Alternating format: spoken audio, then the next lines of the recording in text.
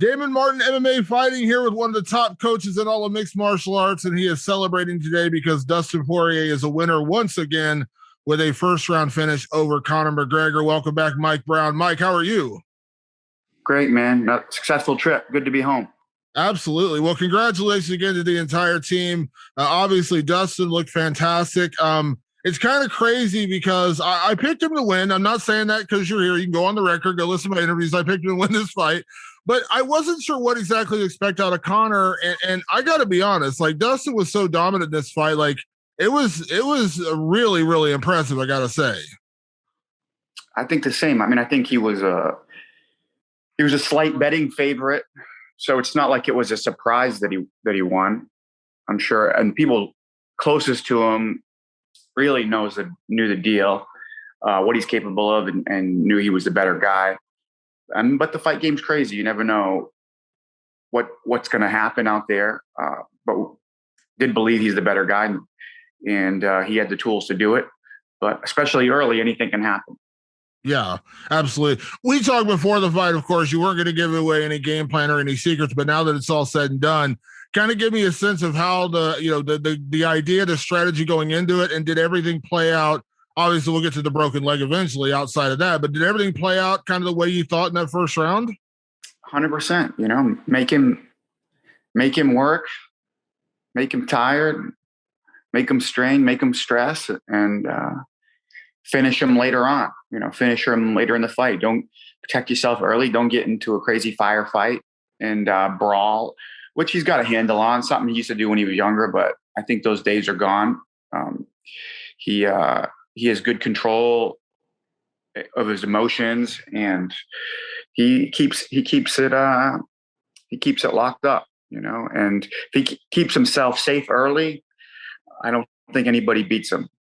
Yeah. Conor obviously came out. He had some leg kicks early and some kicks early, credit to him, but nothing really seemed to hurt Dustin. And when Dustin let his hands go, everyone knows Conor so well for his striking, his boxing, but Dustin teed off on him pretty early on. And obviously that's what led to the takedown attempt. And then obviously eventually leading into the guillotine attempt. Again, I know you expect Dustin to go out there and do what he did, but were you surprised he was able to land on Conor so early? Because he tagged him with the first combination, and it seemed like Conor was hurt right away. No, I mean, I'm not surprised, man. DP, his boxing is super tight, super sharp, and he cracks. He can hit hard. He's really dangerous with both hands. So if he puts his glove on you, you're gonna feel it. I thought that. Yeah, Conor was blasting those legs. It looked like he was throwing them hard, and it looked concerned me a little bit because he was throwing them so hard. But the placement wasn't very good. He was landing around the knee area, which is real dangerous for him. Dustin threw a nice calf kick and landed solid on the muscle. It's like, ooh, that's a good one. You land a couple of those, he's not walking. But it looked like the ones Conor was throwing was kind of smashing around the knee, which is probably what, gave him the problems. Dustin kind of lifted his leg a little bit. So, the small part of Conor's ankle is hitting against that big, strong, bony part of the knee, which is not good for Conor. Yeah. Obviously, the guillotine choke attempt was a bit of a surprise, but obviously, Dustin got out of that pretty easily. And then we saw Dustin with some vicious ground and pound. I mean, there were a couple of moments in there where I thought we're one shot away from this being over. I thought there was a couple of times there where Conor was kind of turning away, and I was like, man, this thing's about to be stopped. Kudos for surviving, that initial flurry there. But man, that was, I don't know. What did you think? Because I thought we were a couple shots away from the fight being over right there. Yeah, I was surprised that he didn't cut Conor. He hit some nice elbows. I knew Conor was going to be in trouble if he's in these wrestling exchanges with Dustin. I knew that once Dustin was on top, it was going to be big trouble for him. If he got back to his feet, I know he's going to be a little tired. He's going to have, blood in those arms. He's going to be blown out a little bit. He's going to slow down. His reaction times aren't going to be the same. And it's going to be downhill. He was throwing some nice elbows from his back. That was nice. But he didn't look like he had a good ability to stand back to his feet. He was kind of stuck underneath there with Dustin dropping some shots on him. And then, I mean, he had some up kicks where he was grabbing Dustin's glove too, which is dangerous. You know, you don't want to take those up kicks. That can hurt you. That can put you out if you're not careful. Yeah. So let's talk about obviously the kind of elephant in the room, which is the broken leg. I don't know. Have you had a chance to go back and rewatch the fight since Saturday night? Yeah, I mean, I watched it the one time the night of the fight, but I haven't watched it since. I watched it again today. I've seen a lot of theories out there about when it happened. I know Dustin said he believed it happened. He thought he may have heard something during when he checked a kick earlier. I've seen a couple of videos, and again, everyone's guessing. It's no one knows for sure. I saw one where it looked like he hit where Dustin checked an elbow on a teep. Maybe it happened. I saw another one where it looked like he checked. And it looked like it happened. Do you have it? Do you think you know when it happened? Do you know? No, I'm not certain. I mean, I'm assuming when he kicked the knee. I mean, when Dustin pointed at him, he was pointing at him for a reason. You know, it was like he felt something happening, or he felt like, oh, that was rough on the leg. You know, he knew something was up with that. So I'm assuming it's then, but I mean, I'm not certain. Yeah. Now, obviously, as a coach and obviously a former fighter yourself, former champion yourself, you don't wish injury on anybody. But what was your reaction when you saw them? I mean, you had to know the fight. Obviously, you knew the fight was over. Even in the moment, though, I didn't know exactly what happened until we saw the replay. Yeah, I was confused. Yeah, I thought like when he went down, I was thinking, was that from like the calf kick that Dustin hit earlier? Even though it was the other leg, I was kind of confused what was going on. I knew his leg gave out. I didn't know if he rolled his ankle or what, just because the view, I didn't see how it bent. And then when I got in and I started talking to Dustin when he was on the stool, and I could just see he was still on the ground. I'm like, oh, he's in trouble. This fight's probably over. And I asked Dustin, like, hey, what's up? And he was like, no, he broke his ankle. He broke his ankle on my knee. He's done. He's not continuing. And I'm like, all right, okay. Looks like you're right. And then you see, a corner full of people over there, all a bit in panic. And yeah, they waved it off. Yeah. Now I saw your post on Instagram today, Mike, where you obviously talked about the fight. And listen, I understand, you're going to have the people who are going to say, oh, it's an injury. You didn't get a legitimate finish to the fight. I disagree in terms of a lot of things, but obviously Dustin was dominating. 10-8 round at that point beyond the leg break. And as I said, there were a couple of dicey moments there where it looked like maybe he was going to put Conor out with the punches on the ground. Obviously the leg, the leg breaking didn't happen by accident. It wasn't like, again, I feel terrible for Uriah Hall, but it was, Chris Weidman did the very first kick of the fight and broke his leg. That, that's a freak occurrence 11 seconds in. This was not that. But you said, in your question, your idea, there's no question the legitimacy of this win, right? Yeah. I mean, this was on the scorecards, two judges had it 10-8. This was, from Dustin being on top, dropping those elbows and showing his dominance, imposing his will. I mean, that's what that was all about. And I mean, if you look at the history of both of these guys, one of them gets stronger as the fight goes and one of them doesn't. So Conor was going to be most dangerous, I think, in the first. And I felt like it was, as the fight went, it was only going to get easier. Yeah, it would have only gone downhill from there. For sure. Yeah. With that being said, Mike, when I say these kind of things, I don't mean to sound insulting towards a fighter because I don't mean it that way, but we've seen rematches and trilogies in the sport where over time it feels like one guy or one girl for that matter has just gotten dominant to the point where it just feels like they've surpassed that other person. And again, that's not an insult to anybody. I'm not trying to, take digs at Conor when he's, down with a broken leg or whatever, but it feels like from the first fight with Conor in 2014 to now, it just feels like Dustin has surpassed him. And I don't mean that as an insult to Conor. I mean, as a compliment to Dustin. Who knows if we'll see a fourth fight? I would never be opposed to Dustin cashing a giant paycheck to, earn that again. But in your mind as his coach, and again, you'll get him ready for that fight. But when you look at talent, when you look at these last couple of fights, has Dustin just surpassed Conor at this point? Yeah, I mean, I believe so. I think he's made every time he's had a stumbling or hit a stumbling block, he's come back stronger. Anytime he's tasted defeat, he's reassessed things and made some major changes, whether it's just how he approaches the fight or technically, and come back much stronger. It's happened, every time, and he looks like a completely different guy each time in there. He's improved so much, and skill wise, technically, and then just his genetics, man. The guy's not normal. The guy is crazy power with both hands, crazy power in his legs, and crazy endurance. You don't see that package of all that put together. Plus, he's been doing it for a very long time at a very high level, and has all the technique and skill to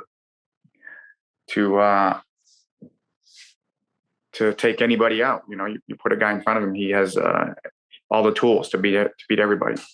Yeah. Now, this is purely an opinion question, Mike, because obviously, again, as his coach, if Dustin signs to fight Conor a fourth time, of course you're going to coach him. Of course you're going to get him ready, and of course you're going to celebrate when he cashes a very nice paycheck. But in your mind, in your opinion, is there a need for a fourth fight, just on a purely like sport level? Is there a need for a fourth fight?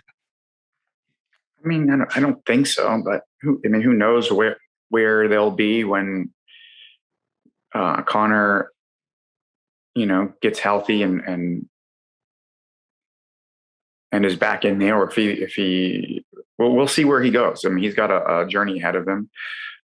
Maybe he needs to fight somebody else and, get a win or two to get back up there. But he's also the biggest star in the sport, and he's, changed the game. He's done so much of the sport.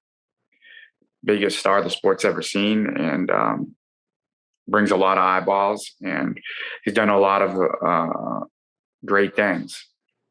Yeah. But I think skill wise, we got the superior fighter with Dustin.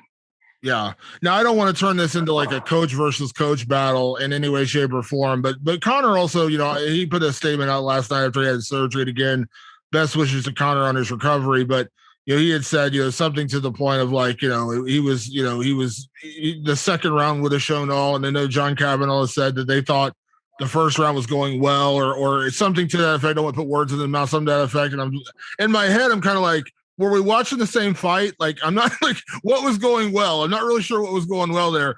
Is there a point of diminishing returns, like a self-realization? Like, you're a coach, like obviously in the corner, if Dustin has a bad round, you're going to tell him the honest truth and get him ready for the next round. We've heard that time and time again, but like, I wonder at some point, like, is that the problem here? Like, are they not realizing how the fight was going? Like, it was not going well for him. And again, I know crazy things happen in the sport, but like, that kind of boggled my mind. I'm like, in what universe was anything going right in that round?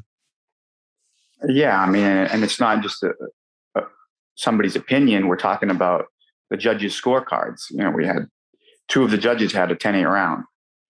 So I don't know how anyone would consider that going well. Yeah. Obviously, again, as his coach, you're not getting involved in like the pre-fight hype stuff, the trash talk, but you are Dustin's friend. You've been with Dustin for a long time. And again, you're a fighter. You've been there. You know what this is like. Trash talk is what it is. I get it. You hype the fight, you try to sell the fight, and Conor's a master at that, and good for him. But after the fight, some of the things he was saying, as Dustin, highlighted so eloquently, talking about the death threats, it really bothered him. And then insulting Dustin's wife, which, by the way, I think she got the one up on that. If you see the photo from after the fight from Jolie, but I don't know. You as like, does that like again? You're not going to tell a guy what he should or shouldn't say or whatever, and how Dustin should feel. But does that bother you as a coach? Like because I don't have a problem with a lot of what Conor says, but that kind of stuff is just like I feel like it's like low hanging fruit. Like he used to be so more creative with his trash talk, and when you start taking pot shots at people's wives, I'm just like, all right, like this isn't funny. It's not interesting. Like I have no interest in that whatsoever. Yeah. I'm not certain exactly what it is, but yeah, he did seem much sharper with his tongue in the past. Maybe he's in a tough spot. I don't know what it is, but it also appears he has no lines anymore. Where he used to have some lines, some ethical or more moral lines, but those seem to have gone away. He doesn't seem to be quite the same fighter, both in the ring and with his promotion wise too. Not sure what it is, but something seems different. Yeah. Well, and again, in my mind, like I said, there's no question about the victory here. And I think, Dustin could put Conor behind him for the time being. Maybe 2 years down the road, maybe something changes. He gets healthy, comes back, he wins a couple, then maybe they can justify it. But as I said, I don't see a reason to run it back. I mean, obviously, it's going to be a good long while for that could happen anyways, because Conor's going to be going through probably at least a year of rehab, as we've seen with the broken legs in these situations before. But I personally don't see a reason for it. And again, if they want to do it for the money, great. I like I said, Dustin can buy a new house. Good for him. But like I said, in terms of competition, I don't really see a need for a fourth fight. Yeah, I mean, at this point, it will be. I imagine it would be Oliveira would be next, and who knows what the landscape looks like at that time. Yeah. Let me ask about that, Mike, because obviously I know nothing's signed or anything right now, but all signs are pointing towards Dustin fighting Charles Oliveira next. We've had interviews with Charles, absolutely nothing but respect for Dustin. Dustin seems to have nothing but respect for Charles, a far cry from the ordeal he just went through with Conor. Just on like an outside looking in, like what do you think of that matchup with Charles? And are you as a coach excited to begin breaking that down at some point down the road? Of course, yeah, it's a big one. The lightweight world title. So yeah, I've been watching this guy for many years. He's one of the best guys ever to fight in our sport, and it'll be exciting. I mean, I think Dustin right now is ready to take some time off and hang with his family. So not certain when it will be, but I don't think he's excited to jump right back in quickly. I think he wants a little time. Yeah. He went literally back to back. I mean, he went right from January to this and pretty much nonstop. And that, I think what people miss in a lot of this kind of stuff is when you go through that's, a big training camp for January, you turn right back around, get right back into training camp for fighting in July. There's no break. It's not like he had a 4-month vacation in the middle of that. He was training almost nonstop this entire the last 8 months. So I think the guy's entitled to a little vacation right now. Yeah, I think it's coming. But it is a fun fight. I think Oliveira's come a long way from the fighter he used to be. Obviously, this one is all about competition. I don't think there'll be any bad blood whatsoever outside of one guy wants to win. But this is a really fun fight because Oliveira is a tough matchup. He's an interesting matchup. But again, and I said this before the fight, I think Dustin's the best lightweight in the sport, whether he's got a title around his waist right now or not. Absolutely. So now, Mike, you are never slowing down. Obviously, I'm actually shocked you're actually taking a partial day right now to be free to do this interview. What do you got coming up next? Obviously, I know Amanda's got her fight coming up in just a couple of weeks. What else is going on? Yeah, I leave tomorrow for the Bellator show. We have 5 younger prospects on the Bellator card this Friday. So is that Cody Law? Is he fighting this Friday? Is that his fight? Yeah, Cody Law, Johnny Eblin.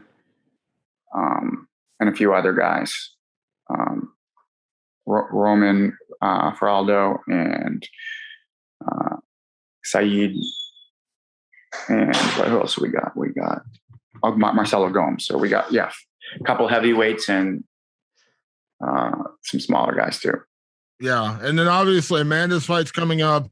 That's going to be tremendous. I know we talked about her before the fight. Again, talking about one of the fighters on one of the greatest streaks in the history of the sport. But I look forward to that one as well. That's going to be a fun one. I mean, anytime Amanda fights, it's must-see television because she's about to do something spectacular. Yeah, she's the best. So you want to see the best athletes perform, and that's the marker and gauge for all the other athletes to what they're striving to be and what they need to do to get to the top. So there's a lot of eyes on her. It's super hard to keep yourself in the UFC. It's even harder to become a champion, and it's the hardest thing in the world to hold on to that title because everyone's gunning for you. And what she's done is unbelievably impressive. Yeah, absolutely. Absolutely. Well, Mike, congratulations again to the entire team on a great weekend. Dustin looked fantastic. I think you should absolutely celebrate this win and enjoy it.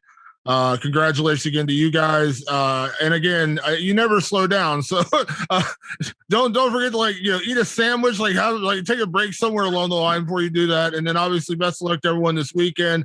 Best of luck coming up to Amanda. And thank you as always for taking the time for me. I appreciate it. Okay, Damon, thanks a lot, man. We'll talk to you.